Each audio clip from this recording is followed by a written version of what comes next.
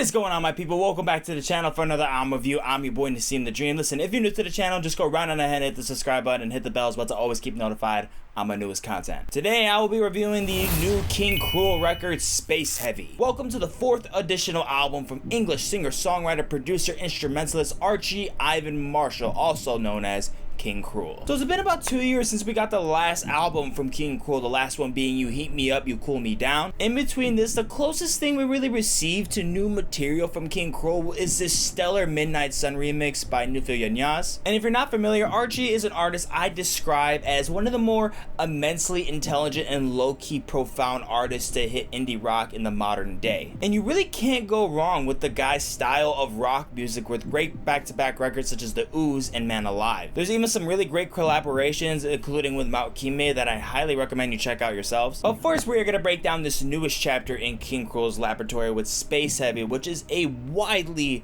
satisfying album. This record in a nutshell is an ensemble of jazz fusions, post-punk with an avant rock foundation I like to describe as a psychedelic space ward. Early on, I am fairly enamored with the instrumentation on here. There's some plucky basses that really caught my attention and just really had me just grooving on, some slick back guitars, some delayed vocals that really added to like the dreariness, the phasiness. The man's even throwing in some jazz into this punk fuse pretty early just to up the crowd. I found the craft of the track Seaforth to really bring a striking image of shoegaze that had such a vivid texture that describes as something I'd see as like a noir styled sculpture. And I'm personally fascinated by the downer tones the track ensues along with others following along this. The moments off the record that give that comfortably numb feeling, a euphoric feeling if you will, is what really drove me to continue. They really just entail the most beautiful sounding highlights on the entire LP. It's very creative. The dynamic between this noise punk and ambient shift is what really intrigues me later on into the listen. It's also best to note how well transitioned these songs are. It's actually quite seamless. On the 5th track, Tortoise of Independency, begins this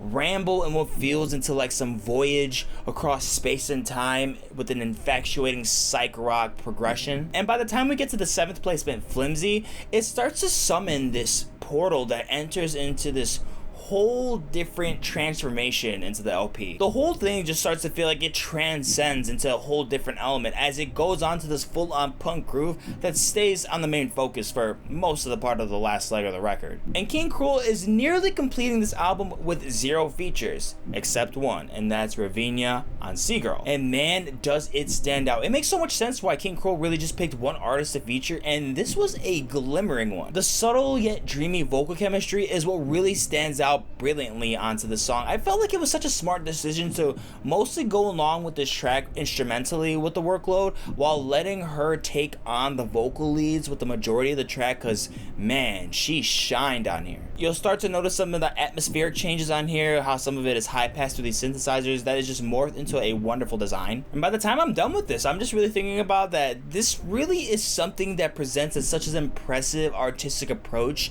due to how it separates you from reality in this dreamy psych instrumentation. By the time you get to the finish line of this album, I'm thinking there really is something here that presents as such an impressive artistic approach due to how well it separates you from reality in these dreamy psychic instrumentals. They just create so much space that strips away all of the emotion, the anxiety, the tension, clean off the individual, and almost like it's like a cleanser to the mind and soul. I mentioned this before I dived into my analysis, and by the time I dissected my analysis, it should be pretty obvious that I thought this record was fairly pleasant. I felt like it really took me on an adventure through a euphoric lens with a marvelous imagery and beautiful color palette choices. If I'm gonna be a little bit overly critical, I will say in some spots of the play, they don't always feel like they're on par skillfully or carefully with some of these songs that really had me on the edge of my seat. These are things that you mostly notice after your first listen, but at the same time, they're really just minor road bumps in this journey that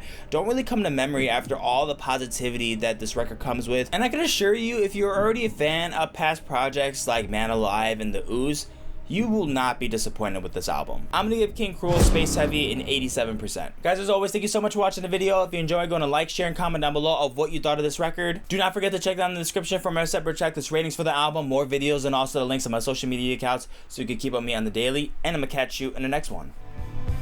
Deuces. She speaks in my dreaming.